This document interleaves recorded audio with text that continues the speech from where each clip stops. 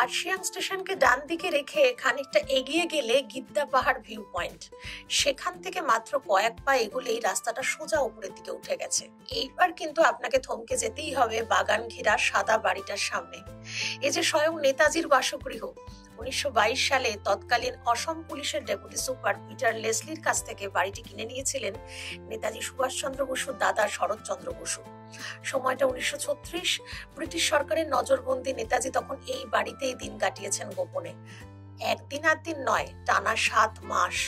সে সময় চৌকিদারের মাধ্যমে গোপনে স্বাধীনতা সংগ্রামীদের কাছে চিঠির মাধ্যমে বহু নির্দেশ পৌঁছে দিয়েছেন তিনি।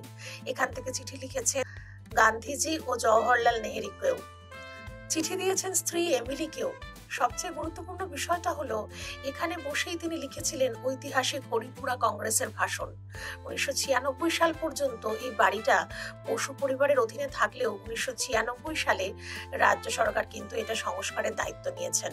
97 সালে রাজ্য সরকার বাড়িটি সংস্কার করেছেন এবং 2005 সাল থেকে কলকাতা মিউজিয়ামের তত্ত্বাবধানে এই বাড়িটা পুরোপুরি মিউজিয়ামে পরিণত হয়েছে। নেতাজি স্মৃতি বিজড়িত এই বাড়িটিতে মূল্যবান ঐতিহাসিক সব চিঠি ছাড়াও সযত্নে রাখা আছে তার বিভিন্ন মুহূর্তের ছবি, ব্যবহৃত খাট, ড্রেসিং টেবিল, পড়ার টেবিল, চেয়ার ইত্যাদি। এছাড়া নানা দুষ্প্রাপ্য ফটোগ্রাফস। ফিরে আসার সময় চোখে পড়ে প্রায় 91 বছর আগে শরৎচন্দ্র বসুর হাতে লাগানো ক্যামেলিয়া গাছ। তার ফুলগুলো ঝরে পড়ে মাটিতে। আমার মুঠোয় তাকে কুড়িয়ে নিয়ে নেমে এলাম নিচে। এই স্মৃতিটুকু অন্তত আমার সঙ্গে থেকে যাক।